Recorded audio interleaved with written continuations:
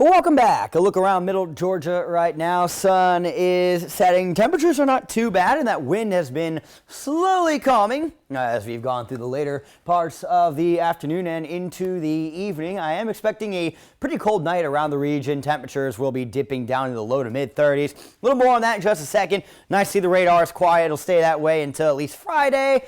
Today, we topped off at 60 degrees, 3 below the average of 63. This morning's low, a little warmer than expected, 45. Most of us were in the mid to upper 40s because of the stronger wind overnight. But Aaron, why, if the wind's bringing in colder air, would it be warmer? It's motion.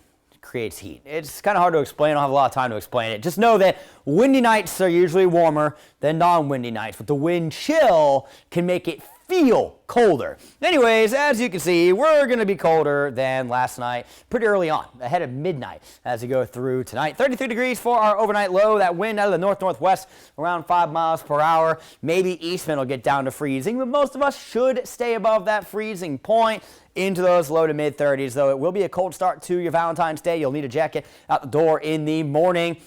And we're all looking really good as we head into tomorrow afternoon, right? We've got this high pressure rolling in, so the wind will be much calmer tomorrow, coming in largely from the east at around 5 miles per hour, and ample sunshine with highs in the mid 60s. Cannot complain about that. It's good weather, whether you want to have your date in the afternoon or at night, or maybe you want to do a breakfast date. Although if you're doing that one, you definitely want to layer up. Anyways, Thursday, we are going to be a little warmer. There will be a little more clouds out there, but some of us could push towards that 70-degree mark Thursday afternoon, as well as Friday. We are expecting upper 60s and low 70s. A lot more cloud cover Friday, and as you can see, the possibility for showers is also there as we get into our Friday evening. Continuing through the overnight hours tonight, as you can clearly see by midnight, we're already seeing temperatures that are lower than last night's lows and eventually down into those low to mid 30s. Tomorrow, though, looking great. By lunchtime, right? You want to do a lunchtime date?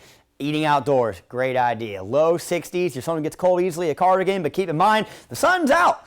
Not a lot of wind either, so looking good there. But if you're doing like an outdoor seating for supper time, now you might want that extra layer. Mid 50s, you don't have that sun coming down on you, but either way, not much wind expected there. We'll be a little colder as we get into the start of your Thursday. I'm thinking between 36 and 38 degrees for most of the region. Afternoon into those mid 60s. Thursday it'll be a little harder to get into those 70s, but Friday maybe a couple of our southern locations will get there. For yours tomorrow morning, again, if you're doing a Valentine's breakfast, it is going to be a little cold to get things started, but we warm up pretty nicely into the afternoon, topping off at 65 degrees. Good outdoors weather. Your extended forecast is coming up in 10 seconds. Your 41 NBC AccuWeather 7-day forecast is brought to you by Volume Chevrolet. So we're looking good for the most part through this week. This weekend is kind of up in the air now because the models are suddenly not agreeing on what's coming this weekend. The American holding true to the current forecast. The European backing off those rain chances over the weekend and bringing them in towards the middle of next week.